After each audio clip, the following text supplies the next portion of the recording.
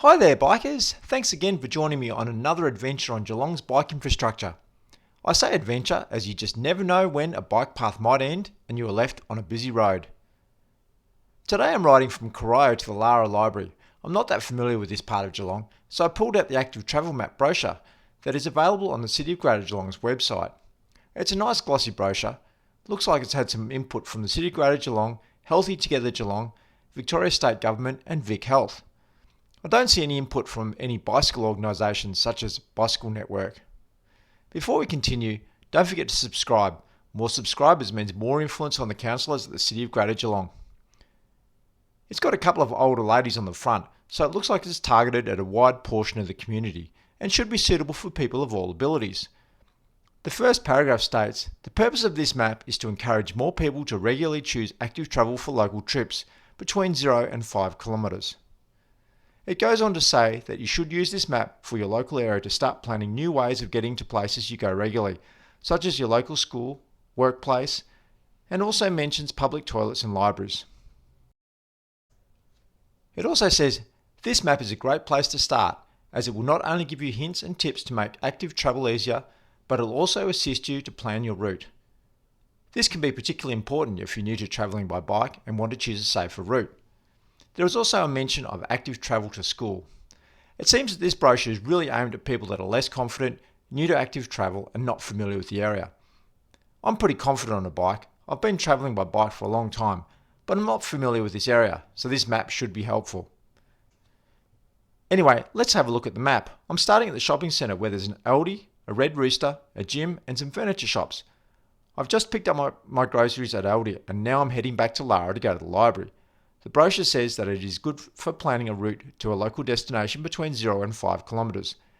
This route is slightly longer, but 8.5 kilometres is fine. The map shows a bike lane heading out to the northeast, so I'll follow that one. It runs off the map, but I assume it will get me to the next intersection. So let's go. Well, there's one thing I knew before riding this, and that is I would never ride it. I'm pretty confident, but even I'm balking at riding on a 3-lane each way, 100 km/h freeway. I'm sure those older ladies on the front page of the brochure wouldn't ride it either. With that in mind, to review this lane, I will have to do it in my car. Credit to my 13-year-old daughter for doing the filming here. There's the bike lane sign, 100 km/h speed limit sign, and an emergency stopping lane sign with bicycles accepted. Does that mean bicycles can't stop here in an emergency? For a start, there's no bike lane for the first 50 metres. Once we get going, it's full of debris. The sign points Lara off to the left, however there is no bike lane around there, so I'll follow the bike lane on the map. I need to cross over this exit and around to the right. That would be a scary move on my way to school or the library, as the brochure promotes. This is the worst bit as we cross over the railway line. The lane is only about 90 centimetres wide and is full of grass and debris. For the confident riders out there that were thinking that this isn't that bad, this bridge is the reason I won't ride this. You have to move out to the left lane of the 3 lanes of 100 km/h traffic. Once we get over the bridge, it opens up a bit more and continues with a big shoulder all the way to Melbourne. A few cyclists ride from Lara to Werribee along here, but I've never seen a cyclist on this section of road between Corio and the Lara exit. I did, however, see a guy going along here the other day and just exited off here on the first exit to Lara that takes you along Forest Road, which doesn't even have a bike shoulder on it. I don't think there is any point continuing with this, as if I was on a bike, I would never have got this far. I'm not sure what the designers of this brochure were thinking. The brochure is clearly aimed at new and less confident riders, yet they put this bike lane on the brochure that even confident, experienced riders won't ride. That experience would be enough to put me off for life, and would just result in me going back to using my car for all trips. Did anyone from the City of Greater Geelong, Healthy Together Geelong, Victoria State Government or Vic Health test any of these bike routes? Would they have let their kids ride to school or Nana ride to the shops along this or any of the other marked lanes?